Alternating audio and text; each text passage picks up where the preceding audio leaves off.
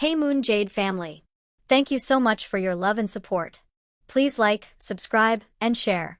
It's a simple way to support me and keep our stories coming. Thank you for being here.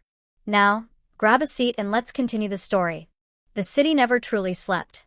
It simmered beneath the neon glow, restless and hungry, its streets whispering secrets that people like Tola Adeyemi were paid to keep. From the 32nd floor of the Lawson and Myers law firm, Tola stood with her hands braced on the edge of a polished mahogany table, staring out at the skyline. The courthouse lights flickered in the distance like a silent warning, but all she felt was adrenaline. Another victory. Another notch on her record. The jury had come back just 30 minutes ago with a unanimous not guilty, and the client, a wealthy tech CEO accused of embezzlement, had nearly kissed her hand in gratitude. But instead of celebrating, Tola felt hollow. Winning had lost its taste a long time ago. She smoothed a hand over her tailored navy dress and forced herself to focus. It was past 10 p.m., and everyone else had already gone home. She was alone, just the way she liked it. Or so she thought. The soft click of the elevator doors breaking the silence made her spine stiffen. She turned, expecting to see a janitor or security guard. Instead, 4 men in black leather jackets stepped out, moving with a kind of precision that screamed danger. Their jackets bore a red dragon insignia coiled around a sword. Tola's blood ran cold. She'd seen that symbol before. Everyone had. It belonged to the Red Dragon Syndicate, a notorious Chinese biker gang rumored to run the city's underground trade. Drugs, weapons, and information, nothing was off-limits to them. The tallest of the men, his hair tied back in a sharp knot, scanned the office with cool detachment before his gaze landed on her. "You're Tola Adeyemi?" His accent was slight but unmistakable. Mandarin smoothed over by years in the States. Tola's heart pounded, but she kept her voice even. "Who's asking?" He didn't answer. Instead, he reached into his jacket. Tola froze, half expecting a gun. But what he pulled out was worse. A photograph.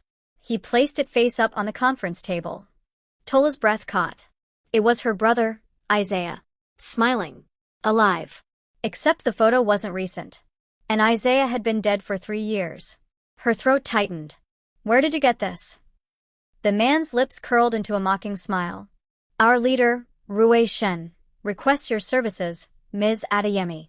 He is in need of legal representation." His tone made requests sound like an order. Tola crossed her arms, masking the storm inside her. "I don't take clients who deal in murder and mayhem.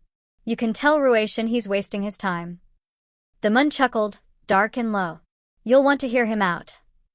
He pushed the photo closer, then added another sheet of paper, this one far more sinister. A crime scene photo. Tola's knees nearly buckled. The victim's face was bruised beyond recognition, but the tattoo on his wrist was unmistakable. Isaiah. The body was Isaiah's. "No," she whispered, staggering back. She'd been told Isaiah died in a car accident. She'd buried a closed casket because the authorities said the damage was too severe to see him. They lied. The man leaned forward, his voice silken and sharp. "Rui Shen has been accused of this murder. You will defend him in court." Rage burned through Tola's grief. "Defend him?" Her voice cracked like a whip. "If he killed my brother, I'll see him rot behind bars." The stranger's expression didn't change. "If you refuse, your brother's name will never be cleared. And you'll never know who truly ended his life." He slid a sleek black business card across the table. "Meet Rui Shen at midnight. The Dragon's Denver. Come alone." The Dragon's Den. The biker club was nothing like Tola's world of sharp suits and polished surfaces. Here, the air was thick with smoke and gasoline, and the pulsing bass of heavy music rattled the walls. Motorcycles gleamed beneath flickering neon signs like steel beasts waiting to be unleashed. Eyes followed her as she walked in, some curious, others openly hostile. Her pencil heels clicked defiantly against the stained concrete floor, her tailored coat a glaring contrast to the chaos around her. Then, she saw him. Rui Shen. He sat at the head of a long table like a king on a throne of leather and fire. Black jacket, dragon emblem stitched in crimson, sleeves rolled up to reveal arms inked with twisting dragons and knives. His hair was dark and slightly tousled, his face sharp, dangerous, and infuriatingly beautiful. He didn't rise when she approached. Didn't even blink. "Tola Adeyemi," he said, her name sliding from his lips like smoke. "The liar with a perfect record." His gaze roamed her face with unnerving precision, as though he could see every secret she'd ever tried to bury. "You had me dragged here under false pretenses," she snapped. "Say what you need to say so I can leave." A faint smile ghosted across his mouth. "If you wanted to leave, you wouldn't have come." He gestured to the chair opposite him. "Sit." She didn't move. "Did you kill my brother?" The room went silent. Even the music seemed to fade. Rui's expression didn't waver, but a dangerous glint flashed in his eyes. "I did not kill Isaiah," he said evenly. "But I know who did." Her breath caught. "Then tell me." "No," he interrupted smoothly. "Not yet. You'll defend me first. Keep me out of prison, and I'll give you the truth." Tola's nails dug into her palms. "You think I'd help a criminal like you?" Rui leaned forward, his voice dropping to a low, intimate threat. "You don't want justice, Tola. You want revenge." He slid the crime scene photo back toward her, the blood in the image stark under the neon lights. "And I'm the only one who can give it to you." Before she can answer, the lights cut out. The roar of motorcycle engines fills the air outside, and a rival gang's battle cry echoes through the night.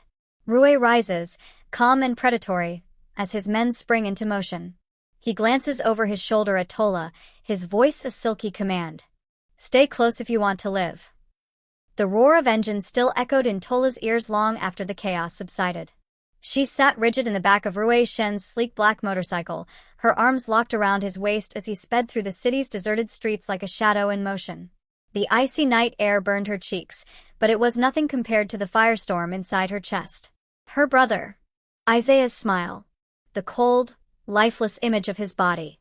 Rui's words replayed over and over in her head. "I did not kill Isaiah. But I know who did." Tola didn't know whether to believe him, or to push him off the bike at full speed. They stopped at a secluded garage hidden beneath an overpass. Red dragons were already there, bloodied but alive after the skirmish. Several bikes were damaged, their once glistening chrome now dented and smeared with soot. Rui swung off his bike, his movements deliberate and calm, as though he hadn't just led them through a gang ambush. He turned to Tola, his dark eyes glittering under the harsh fluorescent lights. "You handled yourself well," he said smoothly. "Most people scream the first time bullets fly past their heads." Tola ripped off the borrowed leather jacket he'd tossed over her shoulders earlier, her fury barely contained. "You dragged me into a war zone," she snapped. "If you think I'm sticking around for more of this insanity, you're out of your mind." Rui's lips curved in a mocking half-smile. "And yet, you're still here." He stepped closer, his presence so intense it felt like the air itself thickened between them. "Because you need me. And you want answers." Tola's throat tightened. He wasn't wrong, but she wasn't about to admit it. "This isn't a game, Rui. You might be used to manipulating people, but I'm not one of your lackeys." A sharp laugh rang out behind them.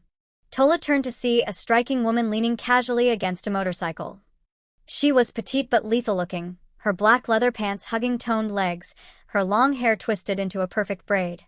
Cold, sharp eyes studied Tola like a predator sizing up prey. "This is the lawyer you dragged into our mess," the woman sneered in Mandarin before switching to English. "She's soft. She'll break." "Enough, Mei Lin," Rui said, his tone icy but controlled. "This is Tola Adeyemi, and she will defend me."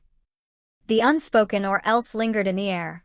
Mei Lin crossed her arms, clearly unimpressed. "You're risking everything for a stranger. What makes you so sure she won't sell you out the moment things get ugly?" Rui didn't answer.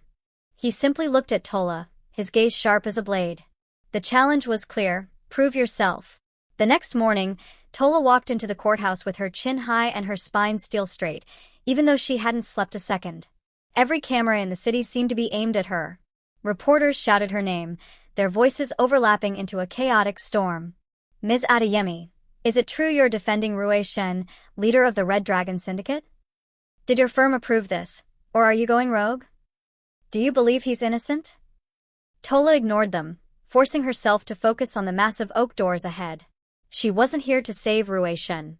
She was here to uncover the truth about Isaiah's death, and if that meant dancing with the devil, so be it. Inside the courtroom, the atmosphere was suffocating.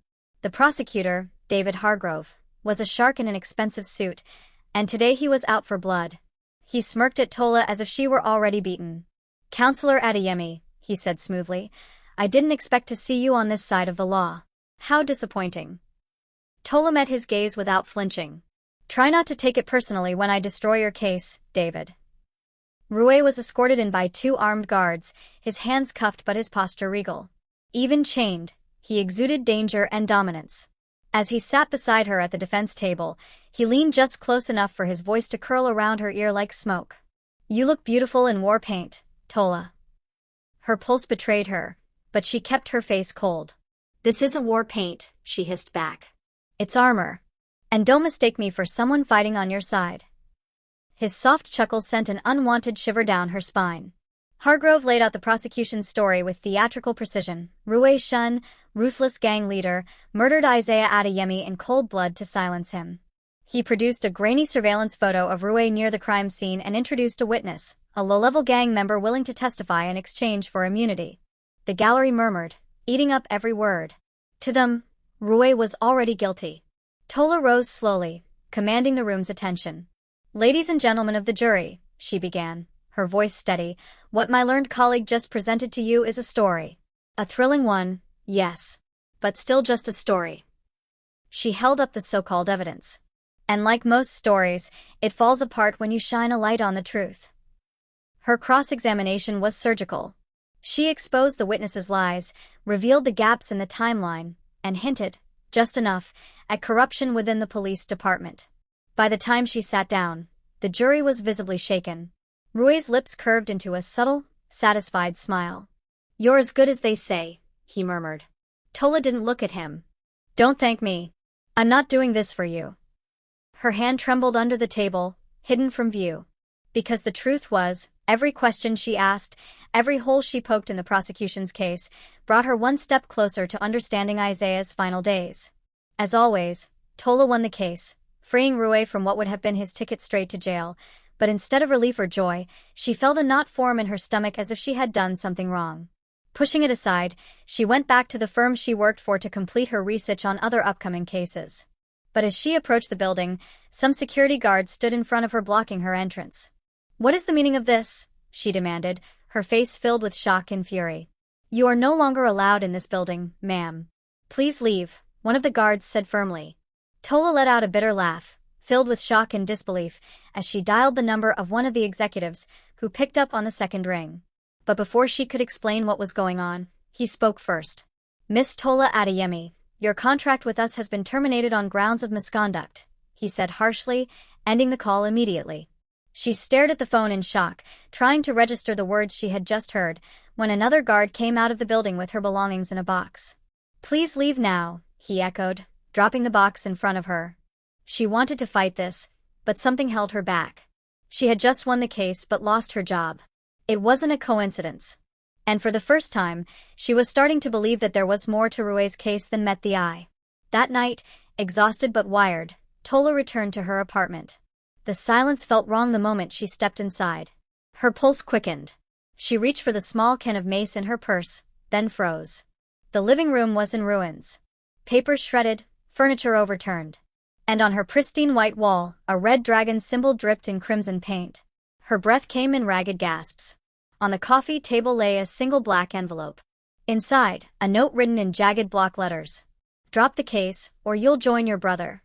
Tola staggered back, the paper fluttering from her hands.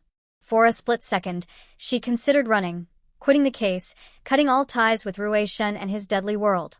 But then Isaiah's smile flashed in her mind, followed by the image of his lifeless body. Her fear solidified into something sharper. Determination. She grabbed her phone and dialed Rui. When he answered, his voice was calm, almost amused. "Miss me already?" "Cut the crap, Rui," she snapped. "Someone just threatened me. They trashed my apartment and left your symbol on my wall." The amusement vanished instantly. "I'm sending someone to you. Now." His voice dropped to a lethal whisper. "No one touches what's mine." Minutes later, Rui's men arrived, but before they could sweep the place, headlights flooded the street outside. A motorcycle engine roared. A rival gang member appeared at the window, holding up a photo of Isaiah's face before shattering the glass with a bullet. Tola hit the floor, screaming. Rui's voice crackled through her phone, sharp and commanding. "Tola, listen to me. Get down and stay down. I'm coming. For a moment, the silence was worse than the noise. Tola lay sprawled on the floor, her heart pounding so violently it hurt. The smell of gunpowder lingered in the air, mingling with the sharp scent of fresh paint from the red dragon symbol smeared on her wall. Outside, the roar of motorcycle engines grew louder, closer, like a storm closing in. Her phone buzzed wildly beside her. Rui's voice, sharp and commanding, cut through the chaos. "Tola, answer me." She snatched it up with trembling hands. "Rui, someone's here." They. The sound of glass shattering overhead drowned her out. She screamed, curling into a ball as shards rained down. "Stay on the ground," Rui ordered, his tone lethal calm. "I'm 2 minutes out. My men are with me." Do not move. 2 minutes. 2 minutes felt like forever. A dark figure vaulted through the broken window, landing in a crouch amid the wreckage. The intruder wore a black helmet with a crimson serpent etched across it. A rival gang member, the Black Serpents. He raised his weapon. Tola's breath caught. The front door exploded inward with a deafening crash. Rui Shen stormed in like a force of nature, his leather jacket streaked with rain, his presence so commanding it filled the room. He didn't hesitate. 2 shots, precise and cold, dropped the serpent before he could fire. "Tola." Rui was at her side instantly, grabbing her shoulders, his hands surprisingly gentle even as his voice trembled with barely restrained fury. "Are you hurt?" I think I'm okay," she stammered, still shaking. Her gaze dropped to the lifeless body sprawled just feet away. "Oh God." Rui cupped her chin, forcing her to meet his eyes. "Look at me, not him. You're safe now." For the first time, Tola saw something flicker in his expression beneath the cold control, something raw and almost protective. More red dragons stormed the building, weapons drawn. Mei Lin entered last, her face a mask of ice.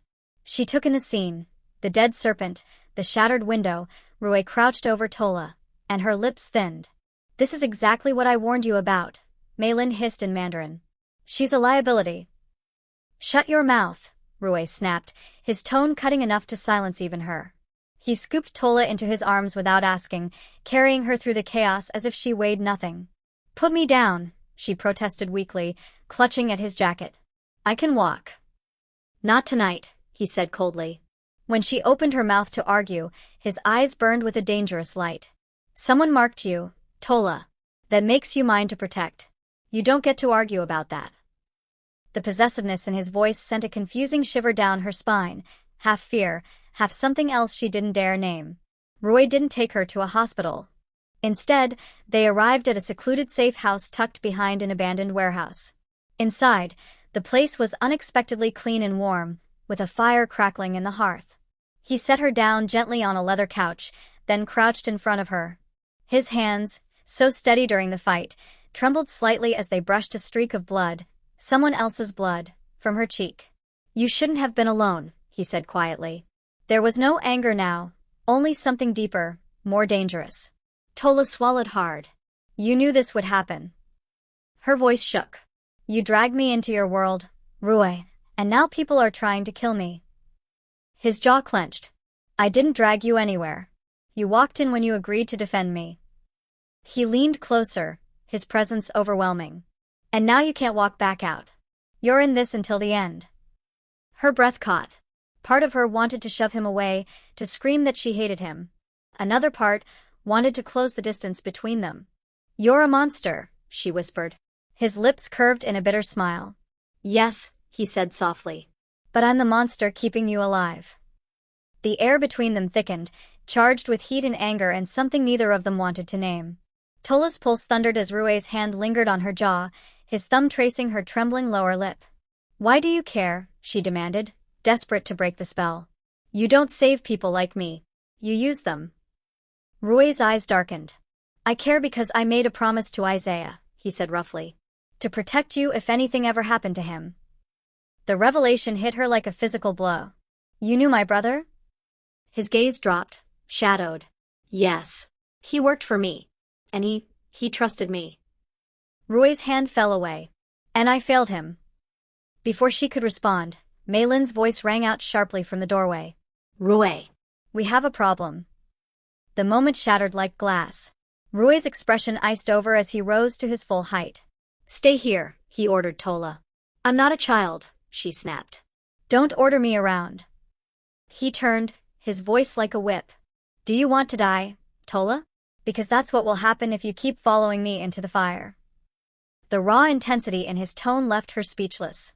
In the next room, Maylin unrolled a city map covered in red and black markings. The black serpents hit 2 of our warehouses tonight, she reported grimly. This wasn't random.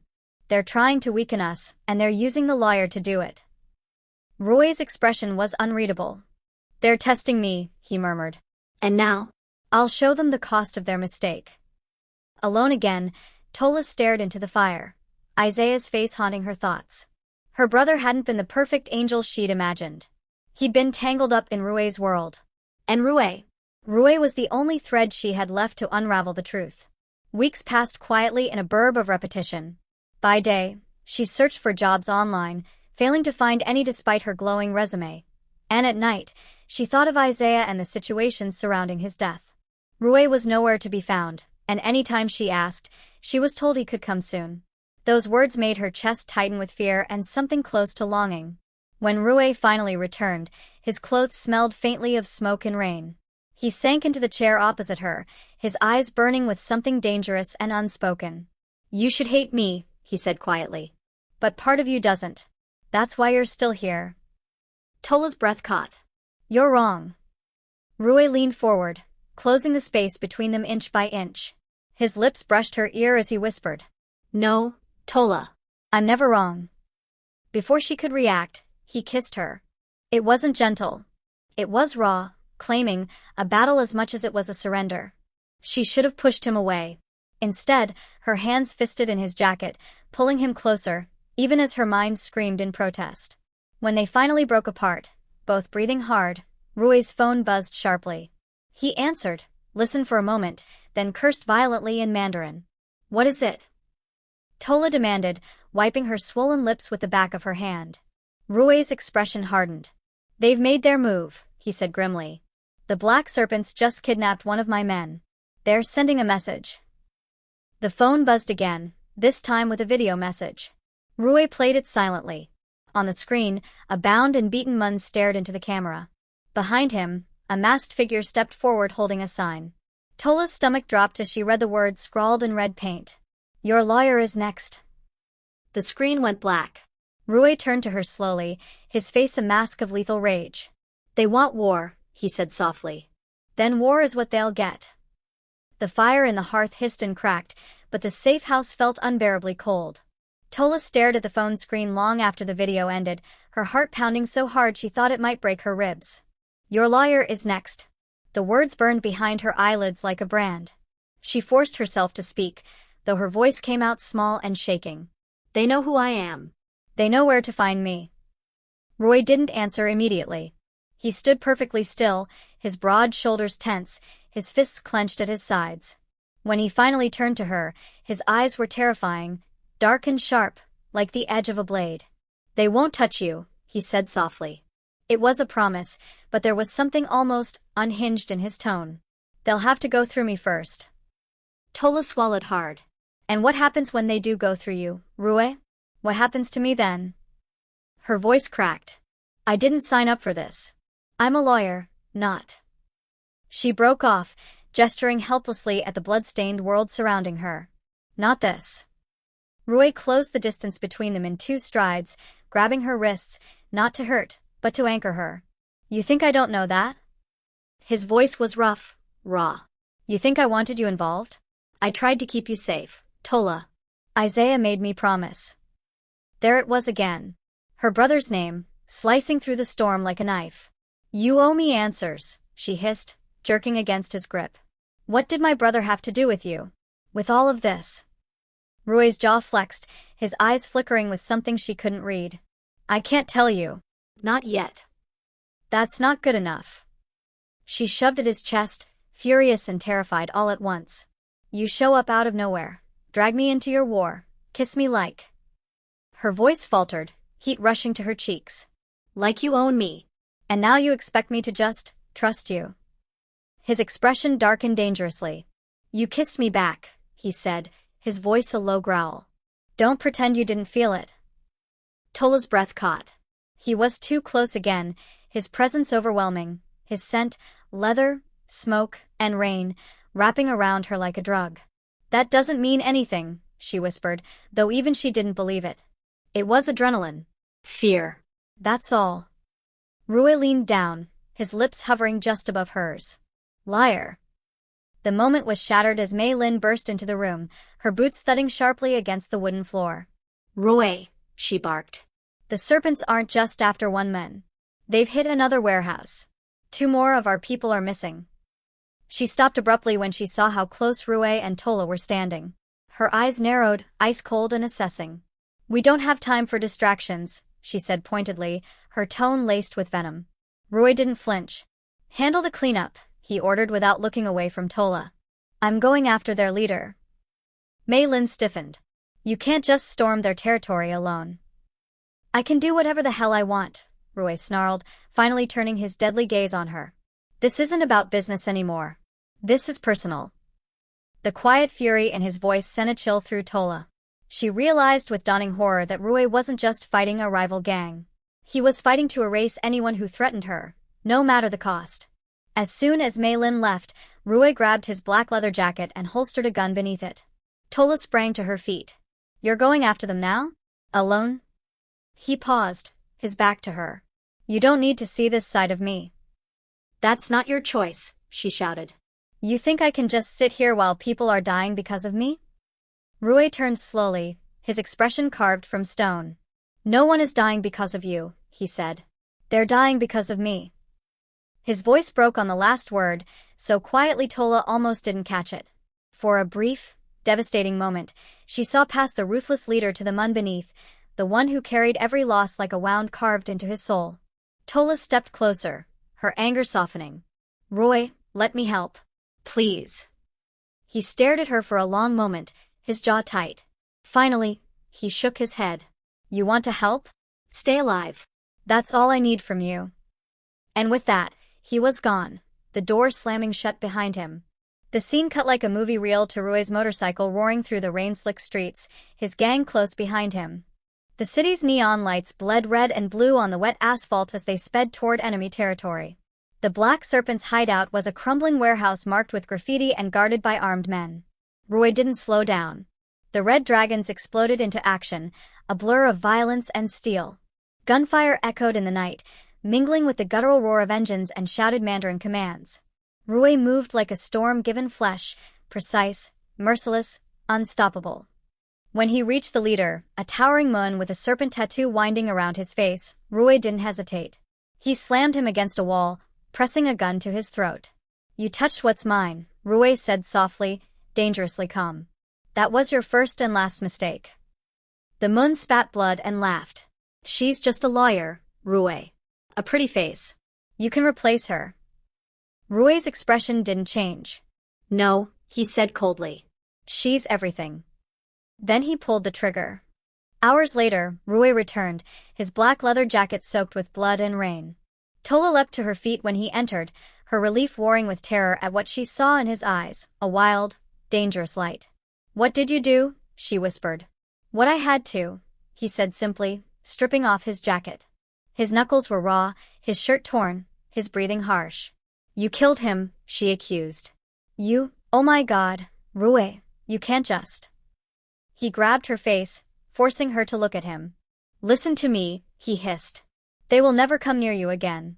You're safe now. Safe, she choked out, tears blurring her vision. This isn't safety. This is madness. Rui's grip softened. He rested his forehead against hers, his voice breaking. I don't know how to protect you any other way, Tola. The confession unraveled something inside her. Despite everything, the blood, the violence, the lies, her heart betrayed her. She leaned into him, letting herself feel the heat of his body, the unspoken need between them. But before the moment could deepen, Mei Lin's sharp voice cut through the tension like a blade. We have another problem, she said grimly. The police are on their way. Someone tipped them off about the raid. Tola froze. The police. Rui's eyes darkened. They can't find you here. They'll think you were part of this. Mei Lin's lips curled in a cold smile. Unless you give them someone else to blame. Tola's stomach dropped. You mean me, she whispered. No, Rui growled. No one touches her. Ever. But Mei Lin only arched a brow. Then you'd better find another scapegoat, fast. Sirens wailed in the distance, growing louder by the second. Rui grabbed Tola's hand, pulling her toward a hidden passage at the back of the safe house. Run, he ordered. Where are we going? She gasped, struggling to keep up. He didn't look back. To the only place they won't follow, he said grimly. The heart of the Red Dragon Syndicate. The last thing Tola saw before the door slammed behind them was Mei Lin's face, cold, calculating, and full of secrets. The tunnel stretched on forever, a suffocating artery of damp stone and flickering lights. Tola's lungs burned as she ran, her hand locked in Rui's iron grip. Behind them, the wail of police sirens grew fainter, swallowed by the underground maze. Finally, they emerged into a cavernous space, and Tola froze. Before her stood the Red Dragon Syndicate's stronghold. Rows of gleaming motorcycles lined the walls like steel predators. Scarlet banners hung from the rafters, each marked with the dragon emblem. The air vibrated with a low hum of voices, the acrid tang of oil, and something darker. Power. At the center of it all, a massive dragon statue coiled around a throne-like chair. Its ruby eyes glimmered like living embers. Tola couldn't tear her gaze away. Her voice faltered. This is insane. Rui didn't answer. His men parted as he strode forward, still holding her hand like a claim. Some bowed their heads. Others stared at her with open suspicion, or hatred. Mei Lin was waiting near the throne, her arms crossed. Tola gasped in shock as her eyes landed on Mei Lin, shocked at how she got there so fast. You brought her here, she hissed, her eyes flashing. This place is sacred, Rui. No outsiders. She's not an outsider, Rui snapped, his voice sharp as a whip. She's under my protection. The words sent a strange heat through Tola's chest. But Mei Lin's glare could have set her on fire. Your protection won't save us when this all falls apart, she spat. She's a weakness, Rui. And our enemies will exploit it. Rui ignored her, turning to Tola instead. Sit, he commanded, gesturing to a chair near the dragon statue. Tola crossed her arms. I'm not one of your soldiers. Stop giving me orders. His eyes darkened. For a moment, it looked like he might argue, but then his jaw flexed, and he exhaled slowly. Please, he said quietly. It wasn't a command this time.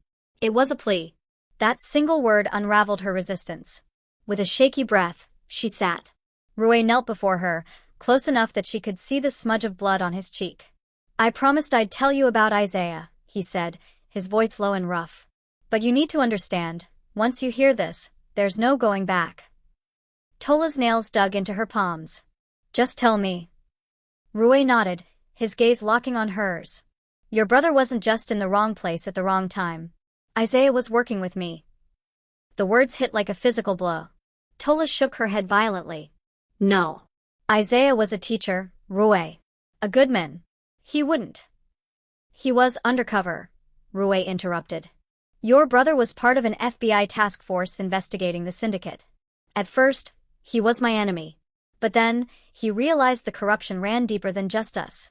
The police, the courts, the politicians. They were all in bed with the serpents and their allies. Tola's breath came in sharp, shallow gasps. You're lying. Rui reached into his jacket and pulled out a small, battered notebook. Isaiah's handwriting covered its pages, filled with names, dates, and coded messages. This was his, Rui said quietly. He gave it to me the night he died. Tola's trembling fingers closed over the notebook. As she flipped through the pages, memories flooded her. The last time she'd seen Isaiah, the strange urgency in his voice, the way he'd hugged her a little too tightly before leaving. Be careful, Tola. If anything happens to me, don't trust anyone. Tears blurred her vision. Why didn't you go to the police with this? Rui's laugh was bitter and cold. Because the police are part of the problem. Isaiah learned that the hard way. Her stomach twisted. You mean, they covered up his murder? Rui's expression hardened. They framed me to protect the real killer. Before Tola could respond, Mei Lin stepped forward, her voice cutting through the heavy silence like a blade. Enough of this, Her gaze pinned Tola like a predator sizing up its prey. You've told her too much, Rui. She doesn't belong here. She deserves the truth, Rui snapped. No, Malin hissed, she's the reason Isaiah is dead. The room went still. Tola's heart stopped. What did you just say? Malin's smile was cruel and cold. Isaiah only joined Rui because of you, little lawyer. He wanted to protect you from the serpents. From us. And when he tried to leave, when he became a liability, he signed his own death warrant. Rui's face twisted with fury. Malin, stop. But Malin wasn't finished. You think Rui is your savior? He's the reason Isaiah went undercover in the first place. And when the serpents came for your brother, Rui was too busy protecting his empire to save him. Lies. Rui roared, surging to his feet. She's twisting everything. Tola stumbled back, her chest tight, her vision swimming. You knew he was in danger, she whispered. Her voice rose, breaking. You let my brother die. No. Rui reached for her, desperation in his eyes. Tola, I swear, I tried to save him. I was too late, but I didn't. Don't touch me, she screamed, jerking away. Hot tears streaked her cheeks. You used me. Just like everyone else. Before Rui could say another word, a gunshot rang out. Chaos erupted. Members of the syndicate dove for cover as armed men flooded the stronghold, the serpents, striking at the heart of their enemy. Rui cursed, shoving Tola behind him. Stay down. But Malin didn't hide. She stood tall, her face eerily calm amid the violence. Rui's blood went cold. You. Realization hit like a thunderclap. You tipped them off. Malin smiled, vicious and triumphant. You've grown weak, Rui. Obsessed with a woman who doesn't even belong here. I made a deal with the serpents. Tonight, they take you down, and I take your place. Betrayal cut deeper than any blade. Rui's world tilted as everything he'd built threatened to crumble. Kill them all. Malin shouted. Her voice rose above the roar of gunfire. Leave Rui alive. I want him to watch everything he loves burn. Rui's men fought back, but they were outnumbered. He grabbed Tola's hand, dragging her toward a hidden passage behind the dragon statue. Bullets shattered stone around them as they ran. Tola's mind reeled, her heart breaking and racing all at once. Everything she thought she knew, about Rui, about Isaiah, about herself, was gone. Where are we going? She cried, her voice hoarse. Rui's grip tightened. Somewhere Malin will never find you, he vowed. Even if I have to burn this city to the ground to keep you safe. As they burst into the night, the stronghold exploding behind them in flames, Tola stumbled to a stop. Her chest heaved, tears streaking her soot-streaked face. You've destroyed everything, she whispered. Her gaze met Rui's, filled with grief and rage. I don't know if I hate you or... A sniper shot cracked through the night. Rui shoved her to the ground, his body shielding hers as blood sprayed across the pavement. No. Tola screamed, her cry tearing through the darkness. Rui's voice was ragged, his breath hot against her ear. Run, Tola. Then his weight went limp. The world blurred into chaos. Tola's screams were drowned by the roar of the burning stronghold and the distant wail of sirens. Rui! She shook him desperately, her hands slick with his blood. Stay with me, please. You can't. Her voice cracked as panic clawed at her throat. His eyes fluttered open, dark and fevered. You, run, he rasped, the single word drenched in pain. No. Tola snapped, tears streaming down her face. I am not leaving you. Not now. Not ever. Bullets zipped past them. Somewhere behind the flames, Malin's cold, commanding voice rang out, ordering her men to seal off every exit. Tola's heart pounded. Think, Tola. Think. The tunnel they'd come through, if she could just get Rui back there. Help me, she screamed to Rui's closest men, who were fighting desperately against Malin's forces. Two of them broke away, grabbing Rui under the arms while Tola ran ahead, clearing the path. They barreled through the narrow tunnel, the air thick with smoke and gunpowder. By the time they emerged into the hidden safe house beneath an abandoned church, Rui was barely conscious. Lay him on the table, Tola ordered, her lawyer's voice giving way to something fiercer, primal.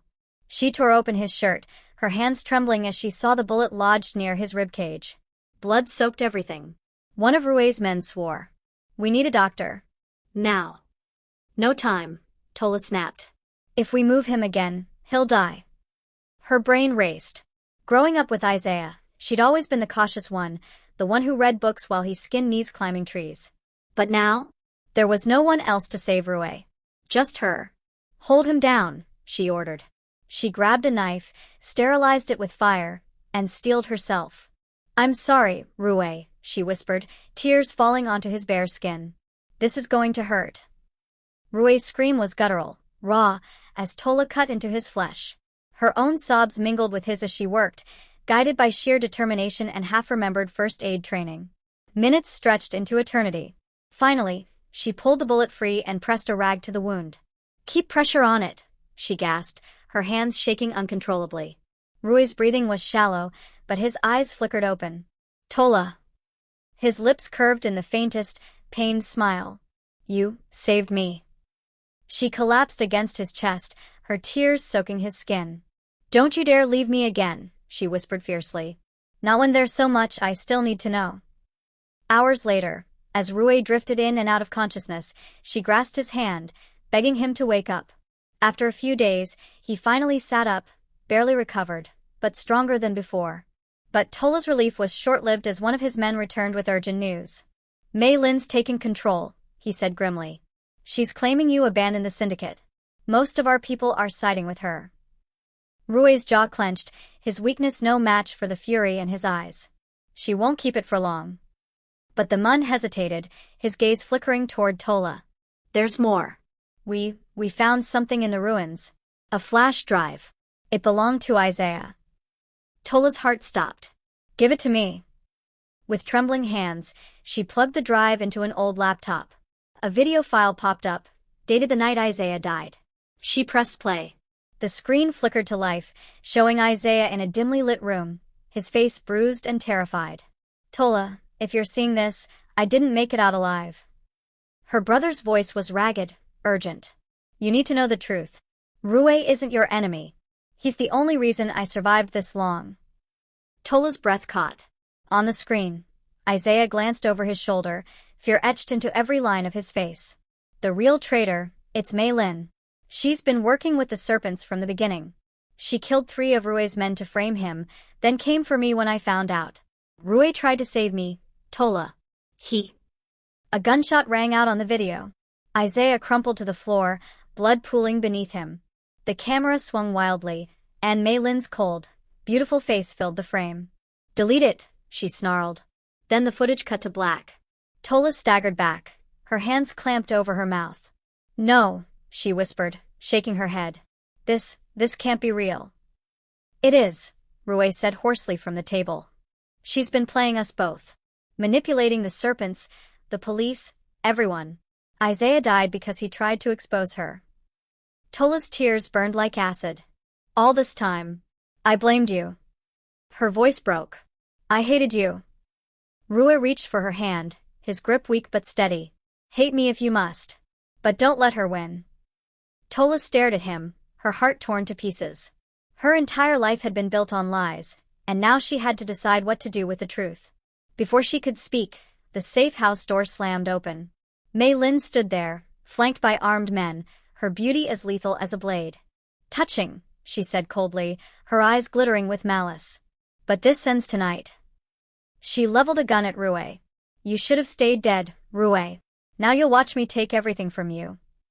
Tola stepped in front of him instinctively. No, she screamed.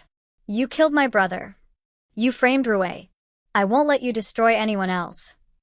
Mei Lin's smile was cruel. You won't let me? You're nothing, little lawyer. A pawn in a game you don't understand. Maybe, Tola said, her voice trembling, but strong.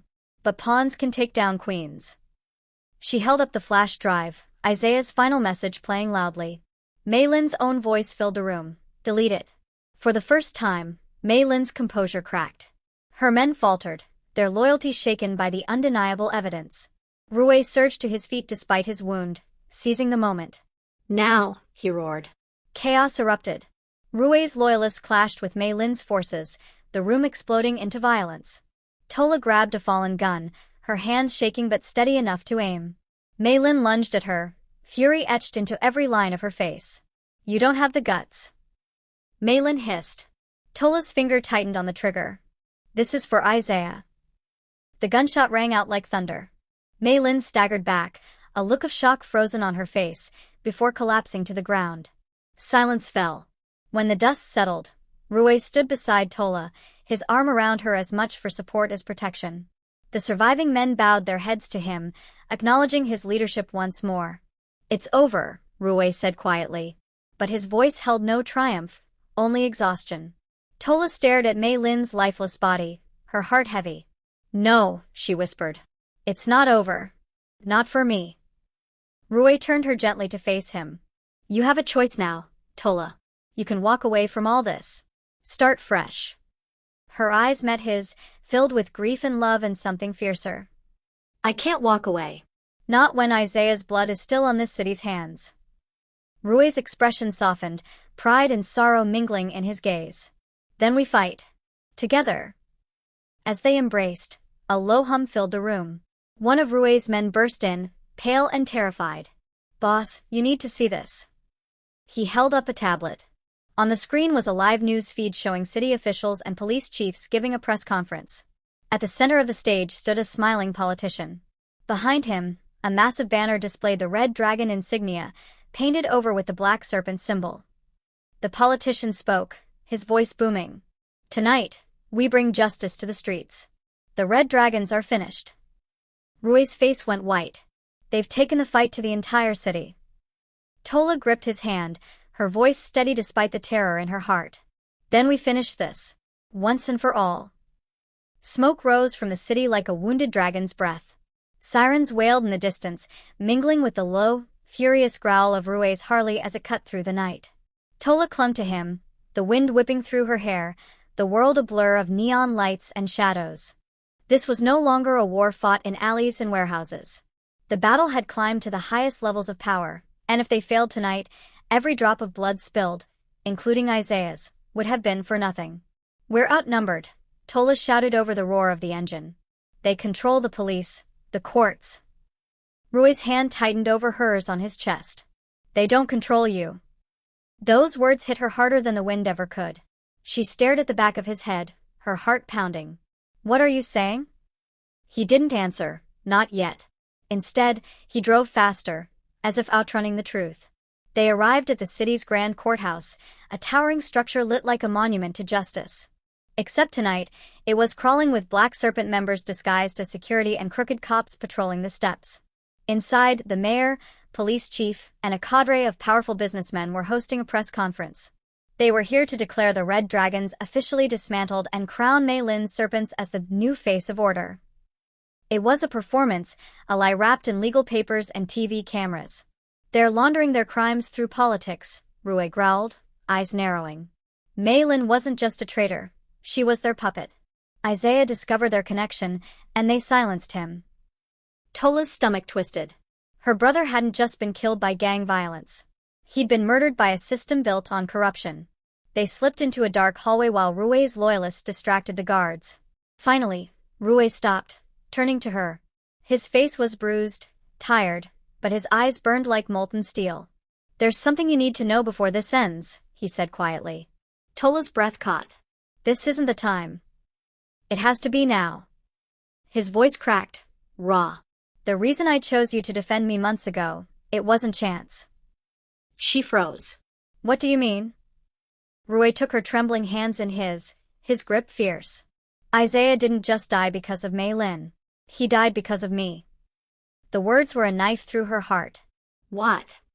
He came to me, Rui said, anguish twisting his features. He'd uncovered the Black Serpent's alliance with the politicians and the police.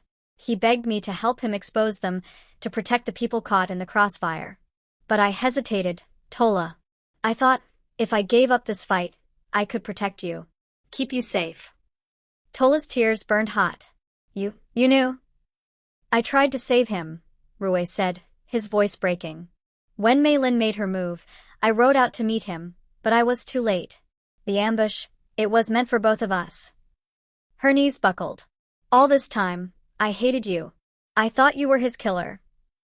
You were meant to, Rui whispered. Maylin wanted you blinded by grief so you'd never see the real enemy. And I let you hate me because it kept you safe until I realized they'd never stop coming for you. His thumb brushed her tears away. That's why I had you defend me in court. Not because I needed a lawyer, because I needed you. You're the only one who can tear their web of lies apart. Tola's heart shattered and rebuilt itself in the same beat. You didn't just want me to fight for you. You wanted me to fight for the truth. Yes. His voice was a vow. And for Isaiah. The press conference began, the mayor's smug voice echoing through the grand hall. Tonight marks the dawn of a new era. The violent Red Dragon Syndicate is no more. Thanks to our cooperation with the brave Black Serpents, our streets will finally know peace. The crowd applauded. Reporters scribbled notes, cameras flashed. Then a clear, defiant voice rang out. Peace built on blood is not peace at all. Gasps filled the room as Tola strode into the center of the hall, her red leather jacket gleaming under the lights, Rui at her side like a living shadow. Who is this woman? The mayor demanded, flustered. Tola Adeyemi, she said coldly, holding up Isaiah's flash drive. Attorney. Sister of the man you murdered. The crowd erupted. The police chief sneered. Remove her. But before anyone could move, Rui's bikers roared in through the courthouse doors, engines revving like beasts of war.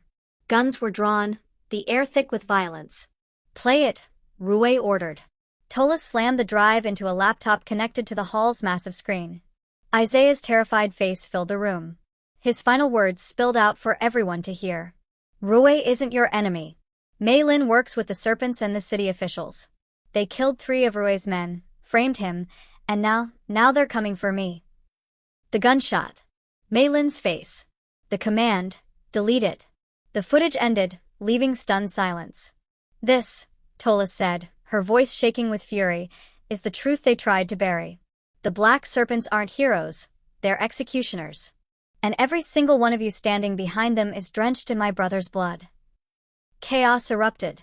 The politicians screamed denials, the police chief drew his gun, and Rui's men surged forward. Tola, get down. Rui shouted, pulling her behind a fallen podium as bullets flew, as reporters tried to exit the building. The grand hall became a war zone. Bikers clashed with corrupt cops, fists and knives and roaring engines colliding in a blur of violence. Through it all, Tola's gaze locked on the mayor, the man who'd ordered her brother's death. No more running, she whispered. With a surge of courage, she sprinted across the hall, dodging gunfire. The mayor raised a pistol, but Tola was faster.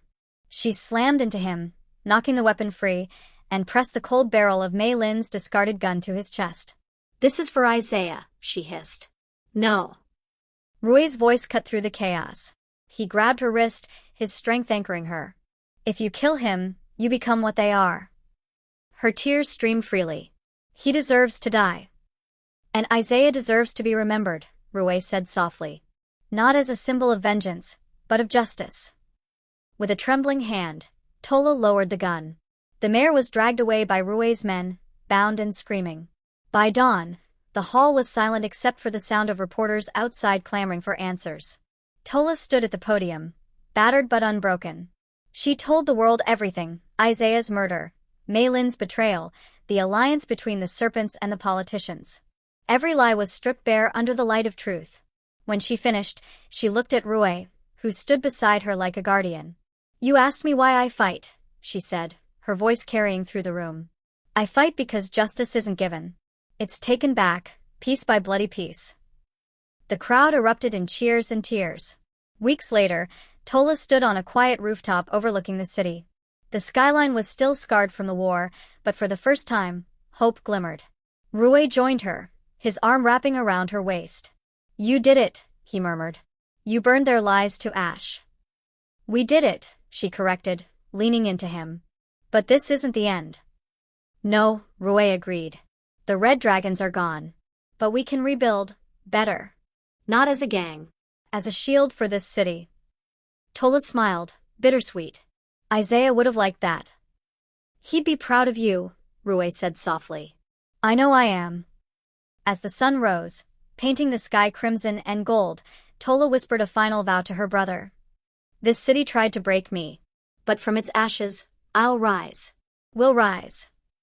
Behind them, The rebuilt banner of the red dragons unfurled, not a symbol of fear, but of rebirth. And in Rui's arms, Tola finally found her place. Not as a pawn. Not as a victim. But as a queen forged in fire.